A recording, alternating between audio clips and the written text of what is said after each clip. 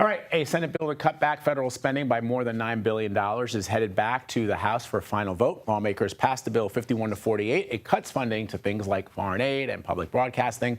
The bill needs to pass a final vote by tomorrow, or the original budget will move forward as planned. CBS News congressional correspondent Caitlin Huey-Burns is live from Capitol Hill and joins me now. Caitlin, so what is the chance that this package could get held up in the House?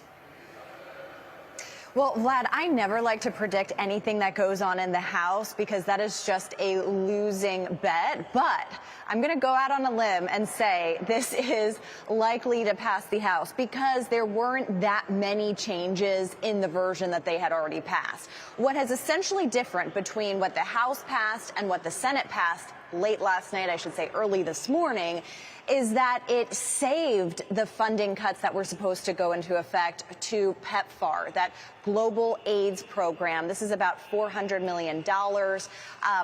The Senate wanted to keep that funding in there. The House had voted to cut it.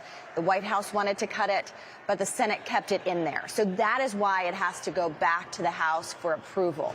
When you're thinking about the overall package, the White House originally asked for $9.5 billion. Take out that $500 million for these PEPFAR cuts. It's about $9 billion. And by and large, according to our reporting and lawmakers we've been talking to, say that the broader cuts are what they want to pass, that this is unlikely to hold it up. Because remember, they just have until tomorrow. It's 45 days since when the president asked for it. That deadline is tomorrow. And there are a lot of Republicans up here eager to get those cuts passed.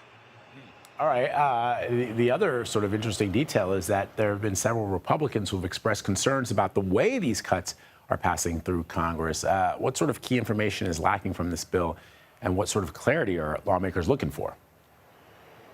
Well, the two Republican senators that voted against it last night were Lisa Murkowski and Susan Collins. We talk about them a lot in our reporting because those are two of the most moderate Republicans up here, and they had raised various concerns about how deep these cuts go. Just to take us back, rescissions are essentially funds that Congress has already approved, because that's Congress's role, and the White House also is able to ask Congress to take some of it back, to cut it away. And that is what is happening here. And there is a specific concern that Lisa Murkowski had, for example, about cuts to public broadcasting, about $1 billion in this bill.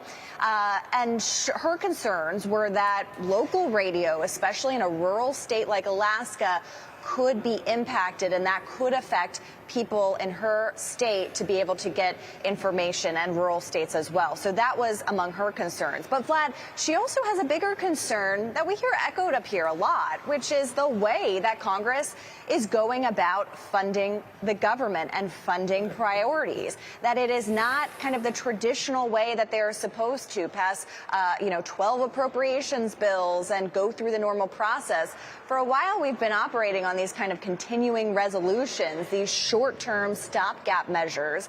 And I should remind people that in October, by the end of September, government funding will run out for this year because they didn't approve the whole process. So we could be on the brink of another government shutdown if Congress can't get it together. So a lot of terminology being used up here, but the broader concern is the way this is being done. I should note, Vlad, however, that Trump is not the only one to use this rescission mechanism that is in his authority.